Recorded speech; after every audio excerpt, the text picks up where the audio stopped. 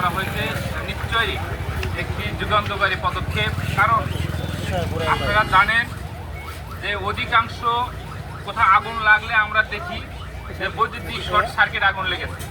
এটার কারণ কি?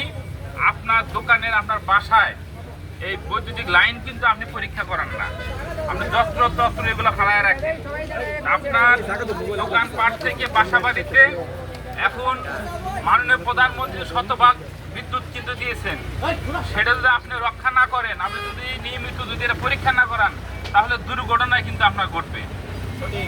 আপনারা যে উদ্যোগ নিয়েছেন এটা প্রত্যেক বাসা বাড়ি, প্রত্যেক নাগরিকের কিন্তু জানা দরকার।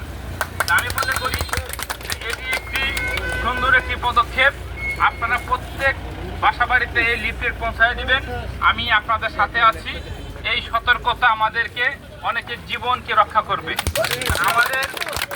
আমরা থানার একটা হিসাবে আমরা দেখি যে আপনার বিভিন্ন এই রাজমিস্ত্রিতে শুরু করে বিভিন্ন মিল ফ্যাক্টরির অনেক কর্মচারী কিন্তু বৈদ্যুতিক শর্ট সার্কিটে মারা যায়। কারণ ওগুলো তদন্ত করতে গিয়ে দেখা যায় যে আপনার বৈদ্যুতিক লাইনগুলা আপনার অগোছালো ছিল কিংবা কেউ কোনোদিন দেখে নাই। তখন কিন্তু ওই লোককে কিন্তু আমরা ফিরিয়ে দিতে পারবো না। এই যে দুর্ঘটনা ঘটলো, যে মারা গেল, তার পরিবার যে তার উপর নির্ভরশীল ছিল, তাকে কি ফেরত পাওয়া যাবে? এই জিনিসগুলো আপনার মানুষকে বোঝাবেন।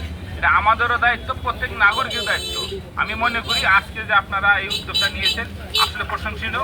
আমি এই সফলতা কামনা করছি। ধন্যবাদ সবাইকে।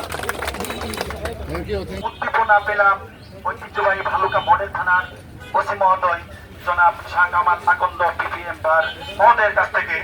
আপনার এই দিক নির্দেশনা নিশ্চয়ই এই ইলেকট্রিশিয়ান শ্রমজীবী সমিতিকে বহুদূর এগিয়ে নিয়ে যাবে। তার আপনাকে অসংখ্য শ্রদ্ধা।